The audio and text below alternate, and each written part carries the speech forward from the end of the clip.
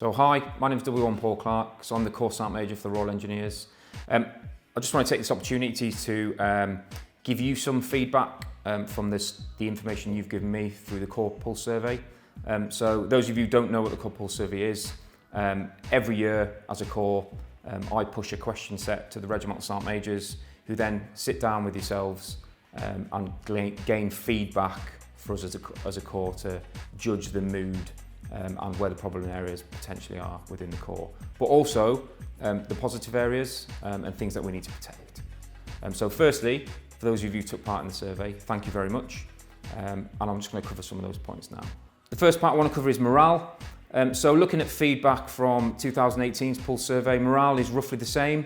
So in some units it's judged as good, in others it's mainly medium to fair. The biggest problem on morale is unit tempo. Hopefully, having sat down with your chain of commands and given input into the survey, your chain of command now knows where those crunch points are and potentially can turn around and say no to some taskings. That is allowed. However, there are certain taskings that can't happen with. The next thing I want to cover is retention.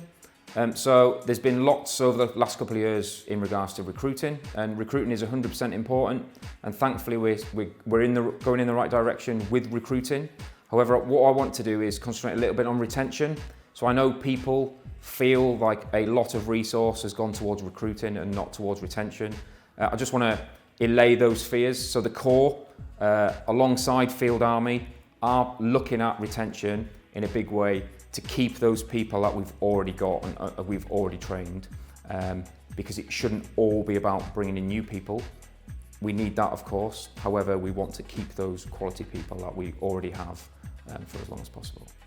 As well as the sort of things that we need to be concerned about, there are lots of things across the Corps that we are getting right. So sport and AT is looked at as something that we are definitely getting right. My message from the Corps Sergeant Major is use those opportunities.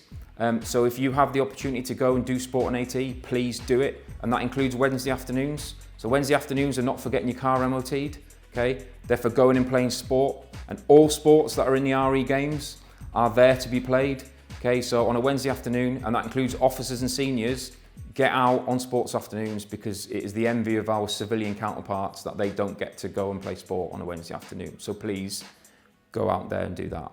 So last year, Revit, so the Royal Engineers Vocational Educational Training Trust, gave each unit a varying amount of money, depending on how many people were in that unit, to go and do CPD. Okay, so year one of that has just finished, and with the feedback we've had from the chain of command and from COs and RSMs and from you, okay, that initiative is going to roll over and we're going to do that again. Okay, so please watch this space.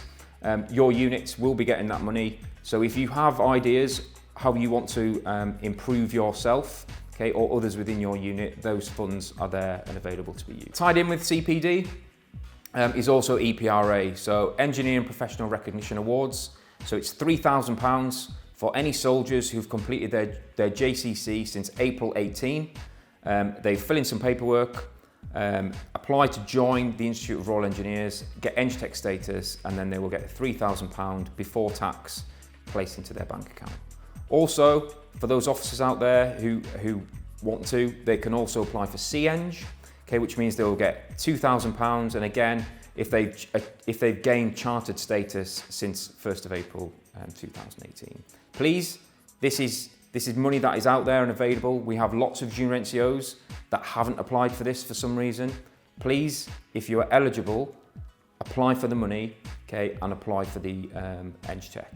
Any fees that come from the Institute can also be paid back to you in your bank account via JPA. Last thing I want to cover then is just some key dates over the next sort of couple of months to make sure you're best informed, or if you're in the local area of any of these sporting events, you can go along and give your support to other sappers. So the first thing then is our old and bold in the Rugby Union have reached the finals of the Seniors Rugby. That's against the Gunners in Aldershot on the 11th of March.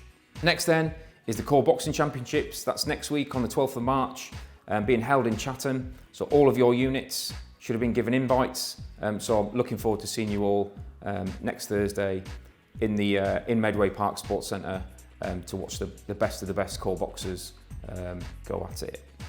Next then is the Corps engagement team are doing a Corps event in the National Army Museum.